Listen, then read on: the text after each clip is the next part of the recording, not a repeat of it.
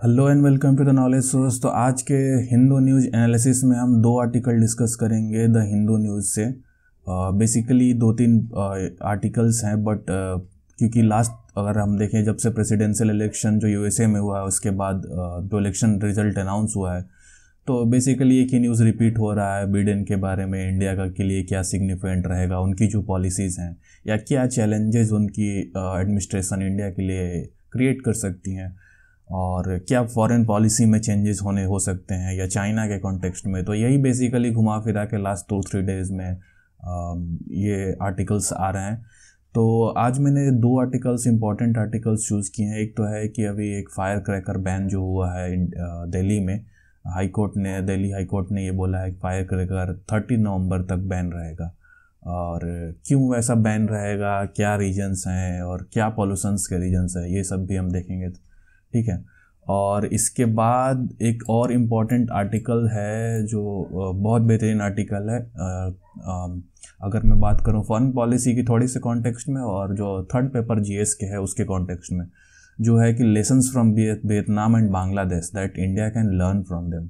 सो ये बहुत important article है। अगर आप देखें कि किस कॉन्टेक्स्ट में, अगर देखें बांग्लादेश की जो जीडीपी है वो भी इंक्रीज़ हो रही है, और अगर वियतनाम के देखें जो मैन्युफैक्चरिंग हब है तो वो भी बहुत बेहतरीन परफॉर्म कर रही है। तो क्या ऐसे रीजन्स हैं, क्या इंडिया को इनसे लर्न करना चाहिए, ये कुछ कुछ ऐसे इम्पॉर्टेंट पॉइंट्स हैं जो कॉलमनिस्ट ने यहाँ पे मेंशन किए हैं। तो हम देखेंगे दोनों आर्टिकल। तो चलिए स्टार्ट करते हैं। देखिए, सबसे पहले अगर अभी आपको मैं बताऊं, एनजीटी ने ये ऑर्डर किया है कि नेशनल कैपिटल टेरिटरी दिल्ली में 30 नवंबर तक जो फायर क्रैकर्स उस पर बैन है। स्पेशली अगर देखें हम कॉन्टेक्स्ट में, अभी दिवाली आ रहा है तो उसके मद्देनज़र ये देखें हम 30 नवंबर तक हाई कोर्ट ने बोला है कि ये भी फायर क्रैकर जो है दिल्ली में वो बैन रहेगा।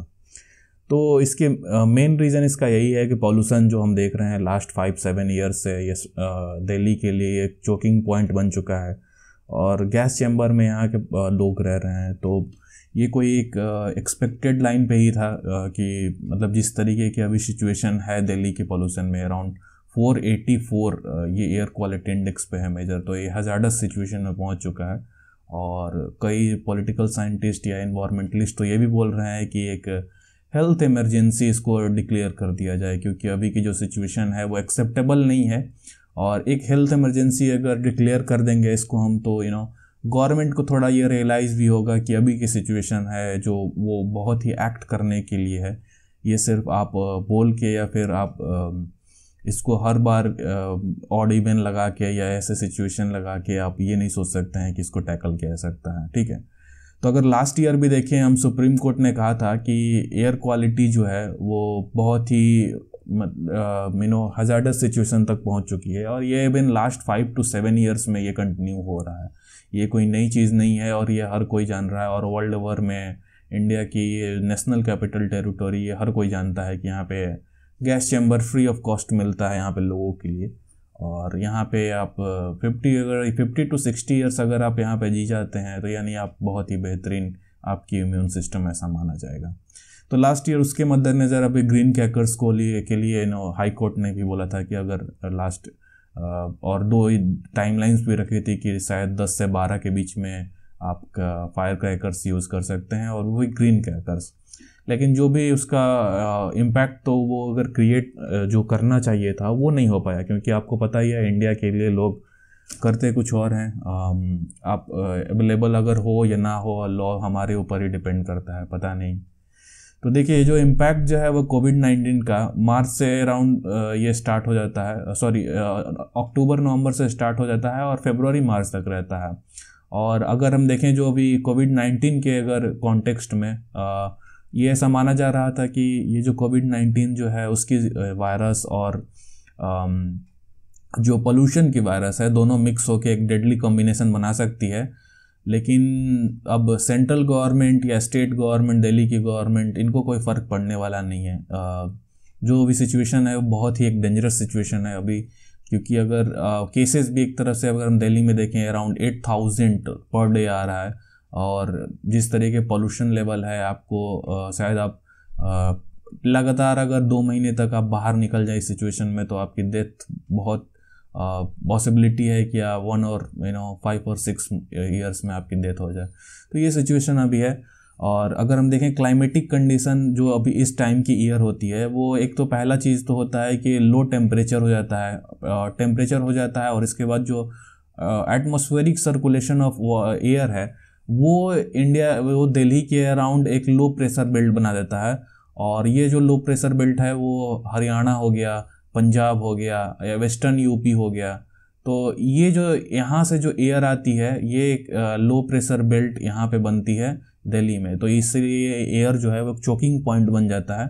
और जो भी अगर यहाँ पे, क्योंकि इस टाइम जो होती है वो क्या बोलते हैं, पैडी की जो उसकी कटाई होती है और उसमें जो उसको पराली जलाते हैं तो उससे जो धुआं है वो यहाँ पे एक चोकिंग पॉइंट बन जाता है। और जो इसके बाद जो यहाँ की धुआं जो भी उठता है और उसके साथ ये धुआं के साथ मिक्स होके स्मोक का क्रिएशन करता है। और जो ये स्मोक होता है वो लंग्स के लिए बहुत ही डेंजरस है, ठीक है। तो ये देखना है आपको। और फिर मैं अगर बात करूं नेशनल क्लीन एयर प्रोग्राम जो अभी रिसेंटली ही लॉन्च हुआ था, उसमें यह बात किया गया था कि जो पार्टिकुलेट मैटर हैं उनको रिड्यूस करना है 20% से 30% तक, ठीक है, बाय 2024। तो ये क्लीन एयर प्रोग्राम में बोला गया था। लेकिन अभी की जो सिचुएशन है, जिस तरीके से एक्ट हो रहा है या गवर्नमेंट जिस तरीके के स्टेप्स ले रही है, यहाँ पे कोई भी आपको ऐसा पॉजिटिव इंडिकेशन आपको नहीं दिखेगा कि शायद इसमें कोई गवर्नमेंट इस तरीके से इसको रिड्यूस कर सकती है या आने वाले समय में। अगर हम बात करें अगर हम 2020 में बात करें, 2019 में, तो ये था अराउंड 206 ऐसे डेज थे जिसमें ये चोकिंग पॉइंट या एयर क्वालिटी की जो सिचुएशन थी वो बहुत ही डेंजरस लेवल पे थी। लेकिन अगर लास्ट ईयर देखें तो वो 148 था 2019 में। लेकिन अभी की जो सिचुएशन है, अगर आपके 150 दिन ऐसे आपके गुजर रहे हैं जहाँ पे आपकी ब्रीथ करने में आपको पर डे एक आपको समझ जाइए कि गैस चैम्बर में रहना पड़ रहा है, तो ये सिचुएशन एक्सेप्टेबल नहीं है। और अगर हम देखें कि 40% जो ये पॉल्यूशन जो है वो लिंक करते हैं देश में, इंडिया के बात करें, ठीक है। और ये जो अभी यूएसए में एक देखा गया है कि जहाँ पे पॉल्यूशंस की लेवल ज़्यादा है, कि स्टडी में पाया गया है कि जहाँ पे पॉल्यूशन की लेवल ज़्यादा है ना, वहाँ पे ये कोविड के साथ मिलके एक डेडली कॉम्बिनेशन बना रहा है और एक डेथ की जो रेट्स है वो भी बहुत हाई है।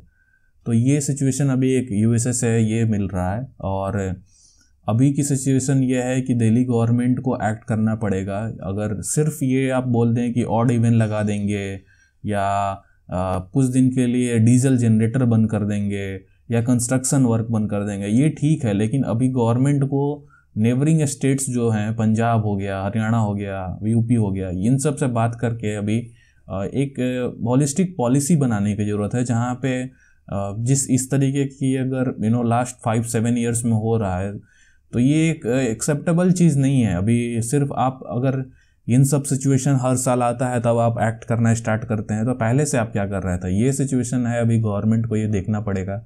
और गवर्नमेंट अभी क्या करती है ये पता नहीं है, लेकिन शायद ये टाइम ही निकाल रही है अगले साल के लिए।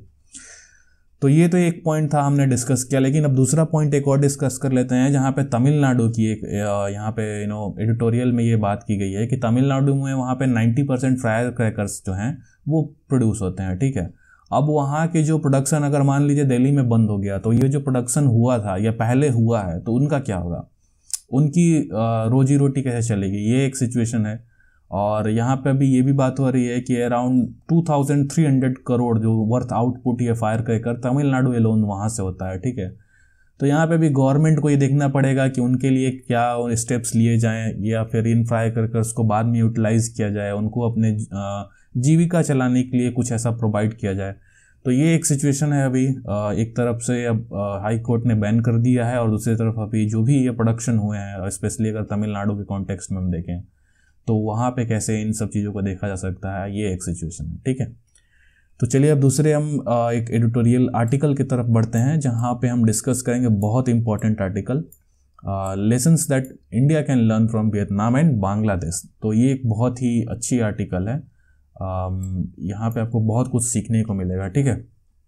तो देखिए अभी अभी की सिचुएशन ये है कि इंडिया की जो ग्रोथ है वो बहुत हद तक रिड्यूस हो चुकी है, स्पेशली अगर कोविड-19 के बाद हम देखें।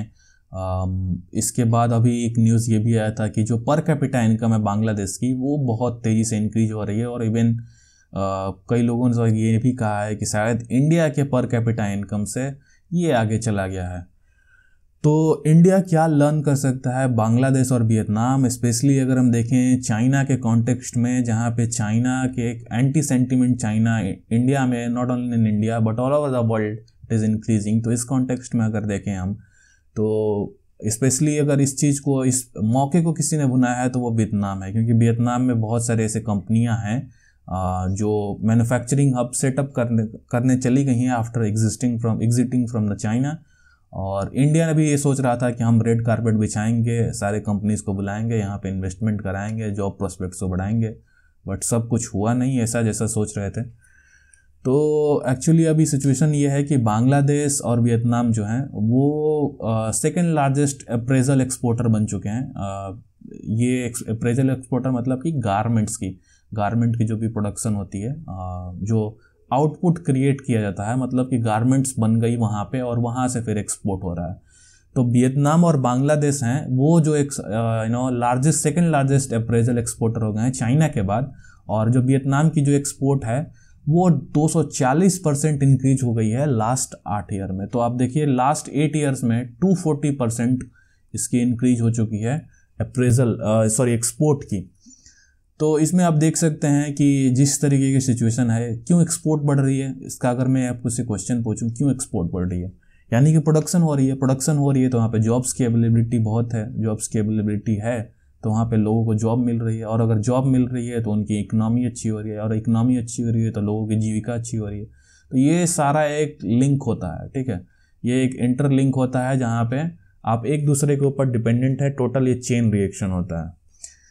सो अगर हम देखें वियतनाम जो है एक बहुत ही बेहतरीन उसकी पॉलिसीज़ हैं, और इसमें एक फॉरेन पॉलिसी जो भी ये एडिटोरियल लिखा गया है उसमें एक कॉन्टेक्स्ट में ये भी बताया गया है कि जो चीज़ें वियतनाम के लिए सही हैं वो मे बी इंडिया के लिए नहीं सही हैं। तो यहाँ पे एक कॉन्टेक्स्ट ये भी दिखाया गया है। तो देखते हैं सबसे पहले अभी ये है कि एक ओपन ट्रेड पॉलिसी वियतनाम उस पर बहुत अच्छी से वर्क करता है, ठीक है, और जो भी इंसेंटिव्स उसको प्रोवाइड किए जाते हैं फॉरेन फर्म से, और उसके वियतनाम में सक्सेस में उसकी बहुत ही ज़्यादा रोल है।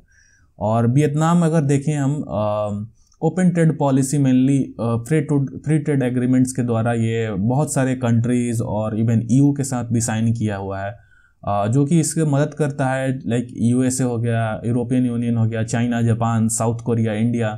तो इन सब चीज़ों से ये फ्री ट्रेड एग्रीमेंट, ये FTA अगर साइन किया है तो इसके जो भी ये इंपोर्ट करता है, अगर ये इसकी प्रोडक्ट्स अगर एक्सपोर्ट होती हैं तो इस पर ड्यूटीज़ फ्री प्रोडक्ट होती हैं, तो ये एक उसके लिए बेनिफिट है। और वियतनाम इवन एग्री हो चुका है कि डोमेस्टिक लॉज जो हैं उसके कंट्री के, वो उसमें बहुत सारे ऐसे चेंजेस किए हैं, जैसे कि उससे क्या होता है कि जो भी बाहर से अगर कोई कंपनियां अगर वियतनाम में अपने फर्म्स सेटअप करना चाह रही हैं तो वहाँ पे क्या होगा कि जैसे वो डायरेक्टली compete कर सकते हैं ब्रिक एंड मोर्टार जो भी शॉप्स हैं उनसे। तो ऐसा कोई पॉलिसी नहीं है कि अगर मान लीजिए कोई बाहर से कंपनी आ रही है, एक MNC कंपनी है, ठीक है, तो वो MNC company direct brick and mortar company जो लोकल शॉप है उसके साथ भी compete कर सकती है। तो उसमें अभी वहाँ के लोगों का अपने ये बहुत सारे एंगर्स हैं कि एक बाहर से कंपनी आ रही है, वो फर्म्स अपने सेटअप कर रही है और हमें चैलेंज दे रही है, और उनके पास इतने रिसोर्सेज नहीं है कि उनसे compete किया जा सके।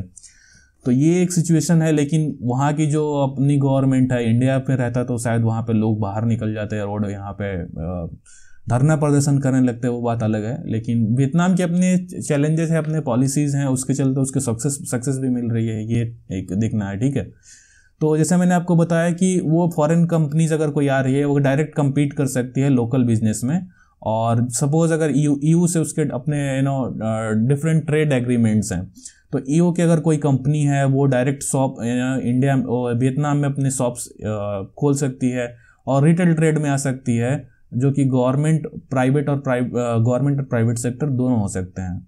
तो अगर वो देखा जाए, और उनके पास अगर देखा जाए एक और सिचुएशन है कि जैसे कि अगर इंडिया में अगर कोई फॉरेन कंपनीज आती है, ठीक है, तो वो कुछ ही सेक्टर्स में वो कुछ ही सेक्टर्स में इंडिया लाने की कोशिश करता है। अगर मान लीजिए सपोज अगर रेलवे में एग्जांपल करूँ, तो रेलवे में ऑपरेटिव सिस्टम में उसको जो अगर प्राइवेट कंपनीज के लिए लाती है, लेकिन मैनेजमेंट की टोटल इशू जो होती है वो अभी गवर्नमेंट देख रही है।